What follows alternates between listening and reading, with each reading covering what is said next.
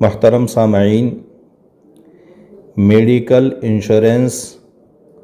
اور health insurance سود اور قمار پر مشتمل ہونے کی وجہ سے شرعاً ناجائز و حرام ہیں، لیکن نت نئی بیماریوں کے وجود میں آنے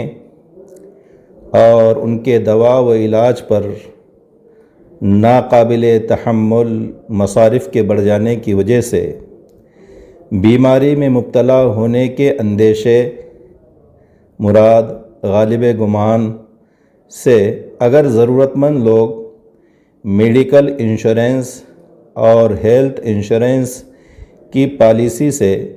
استفادہ کرتے ہیں، فائدہ اٹھاتے ہیں، تو شرعاً اس کی گنجائش ہے، کیونکہ ضرورت مندوں اور مجبوروں کے لیے احکام شرعیہ میں تخفیف و رخصت کا لحاظ رکھا گیا ہے۔ مشہور فقہی قاعدہ ہیں الضرورات تبیح المحظورات، جس کی اصل و دلیل فرمان خداوندی انما حرم علیکم المیتۃ والدم ولحم الخنزیر وما اہل به لغیر اللہ فمن اضطر غیر باغ ولا عاد فلا اثم علیہ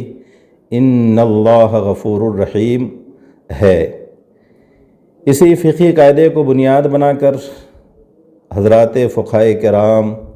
علماء اعظام اور مجامع فقہیہ نے مجبوروں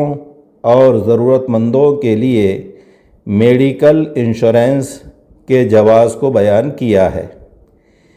لیکن اس جواز کو مطلقاً بیان کرنا کہ ضرورت مند و غیر ضرورت مند سبھی اس سے استفادہ کر سکتے ہیں، فائدہ اٹھا سکتے ہیں اور سب کے لیے یکساں طور پر جائز ہے، یہ بات محل غور ہے۔ نیز اس عمل کی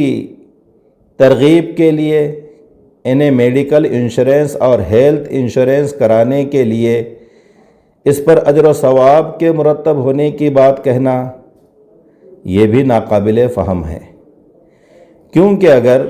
کوئی ضرورت مند اور مجبور شخص کسی امر ممنوع کو بربناء ضرورت و مجبوری کرتا ہے تو اس کے متعلق یہ بات تو کہی جا سکتی ہے کہ اس عمل پر اس کا مؤاخذہ نہیں ہوگا، کیونکہ خود شریعت نے اسے اس عمل کی بقدر ضرورت اجازت دی ہے، مگر یہ کہنا کہ اسے اس عمل پر اجر و ثواب ملے گا صحیح و درست معلوم نہیں ہوتا۔ واللہ تعالی اعلم بالصواب۔ والسلام علیکم ورحمۃ اللہ وبرکاتہ۔ محمد جعفر ملی رحمانی،